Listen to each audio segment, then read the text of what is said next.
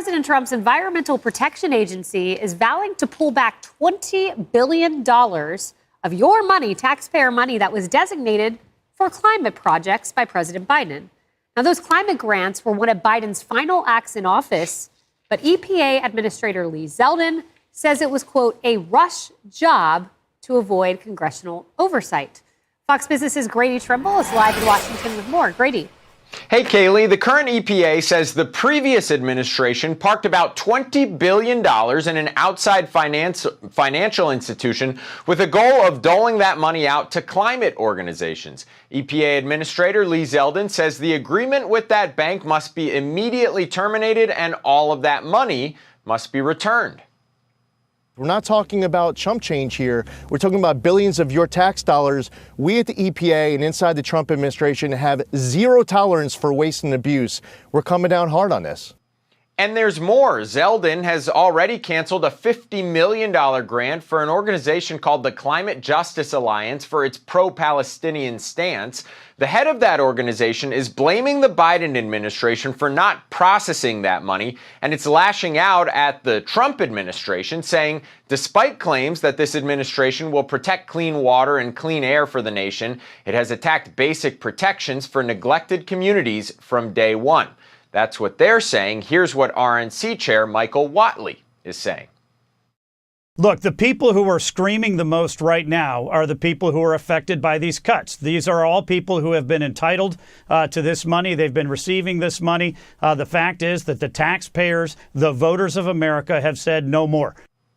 And Kaylee, just to put things into perspective, that $20 billion we talked about at the top, if you look at the median income in the United States, $20 billion is equivalent to the annual salaries of roughly 500,000 Americans. So as Zeldin said, it is not chump change. It's a lot of money and a lot of salaries going to the government. Kaylee? It's a good way to look at it in terms of salaries. Grady, thank you.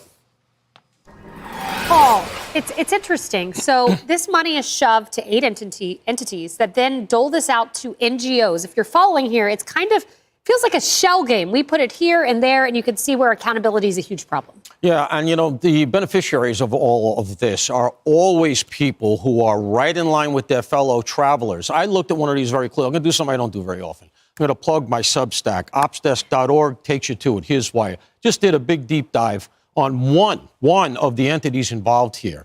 Everybody running the thing is Obama adjacent, all right? His hand is still in this thing. They got $15 billion, from what I can ascertain, Climate United. All of it is that they had $500,000 a year ago. In a year's time, the Biden administration managed to get them $15 billion with a B dollars. Think about what you could do with that for real teachers that actually teach real writing and real math. How many cops, firemen, nurses, doctors, et cetera? Instead, it goes to some climate fund. Here's what I'd like to see, because let's just advance the story. A grand jury. Not every grand jury has to be criminal. Let's do a grand jury to issue a report. That way, the grand jury minutes are not secret. A grand jury report, put it out like the 9/11 report. Who are these people? How did they get all of our money? I want to see it, push it out to the public. Donald Trump will once again, as we said in the A block, retain the high ground. Harris, there was a ton of reporting about the Biden administration shoving this money out the door on their way out, shoving into dark corners. And I think that there should be some sort of rule, maybe legislation, that when you're on the way out the door, maybe we press pause on the spending. The American people clearly had different priorities than Biden at that time in history. Yeah, well, he set the bar on that, it would seem, because now you're starting to see, like, the AG Pam Bondi clawing back some of those dollars. You see the head of FEMA, Kristi Noem, clawing back the $59 million or more that they had just given New York, because the money was already in the pipeline, but we're not quite so sure that it should have been doled out, you know. And so now we're starting to see, well, what does it look like if they're able to push some stuff out on the way out the door through contracts or whatever? What does it look like for a president who's promised the people that he's going to claw that back? Well, apparently it looks like he's going to be successful in many cases, and that's a good thing. The other thing I would say, Jim Justice, who is the senior senator in the great state of West Virginia, told me last week that if you look at all of this, there's an opportunity now for each state to come behind the DOGE cuts. He knows that some people in his state may lose their jobs through this whole thing. He said, now is our moment to shine. He wants to create more jobs and energy because he can now. Under Biden, he couldn't. Under Obama, remember, they were going after coal. They were doing all the things to push ahead. And if there's going to be some transition between now and whatever comes in the future, we're going to need all hands on deck in energy. And he said so for his state. He's looking forward to what DOGE is doing because it's going to get West Virginia back to what really makes them money. Yeah, we know that fracking is a big part of that in that corner of the country. But Emily, one of the loudest reporters in the briefing room, most hostile, was a guy named John Carl when I was there. And I want to play a clip from him. I'm sure he loved reporting on the great successes of the Trump administration. There's one point in particular on climate I want you to listen to. Donald Trump's favorability rating is actually higher than it ever was the first time around. Let me ask you, a recent poll by Marquette looked at several of the things that he has done or says that he is going to do, and 63% favor federal government's recognition of only two sexes, 60% favor deporting immigrants who entered the United States illegally, 60% favor expanding oil and gas production, 59% favor declaring an emergency at the southern border. Is there anything you are seeing that Trump is doing that you are in favor of, that you think is the right thing? Let me say, as it relates to all of those issues, we're just at the beginning. Yeah, we're at the beginning, and 60% want oil and gas drilling. So I'm sure they love to hear $20 billion went to climate initiatives. Exactly. And I also feel like that divulges how absent the Democrat Party, the elected officials of the Democrat Party are with the actual voters and with Americans. They're just at the beginning. Well, Americans have been here for quite some time. I think being quite loud about wanting jobs, wanting drilling, wanting things that make the economy thrive. And I want to point out, too, with that media clip, the shaping of the narrative here. So recall that how the AP phrased this. They said, Biden issued $20 billion in green grants. The Trump administration now wants it back. Right? It's all about the framing, whereas the EPA and Secretary Zeldin says, or the Administrator Zeldin says, well, it was a rush job.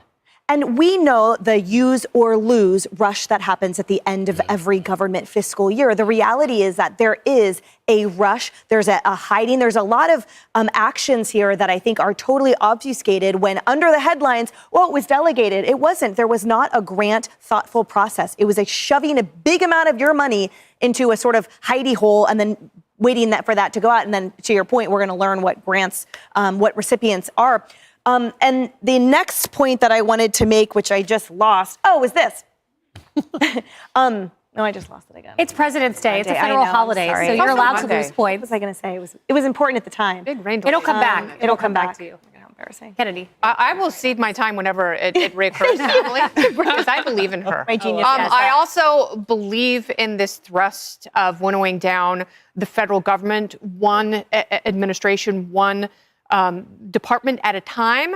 And I would like to see more departments go in and doge themselves before, the larger operation comes in, because I think there are a lot of very suspect branches that need to be pruned, that are costing people a lot of money. And there are very few examples here where people go, oh, what a wonderful return on investment for my tax dollars. Yep. Like, I have so much being taken away from me in taxation. Like, these programs really help me personally. They don't. None of this stuff that we have seen, it's just making people go, this is what the federal government is spending my money on? You have to be kidding me. So if we're finding just $20 billion at the EPA, Elon Musk has promised that DOGE will get rid of $1 trillion in wasteful spending. Yeah, I think we're going to get there sooner than anyone could have imagined. I think there's so much waste here. And, to your point, when you're talking about some of the NGOs, the more times you shift the money, the less transparency there is. Mm-hmm. And so that is the point of the entire operation,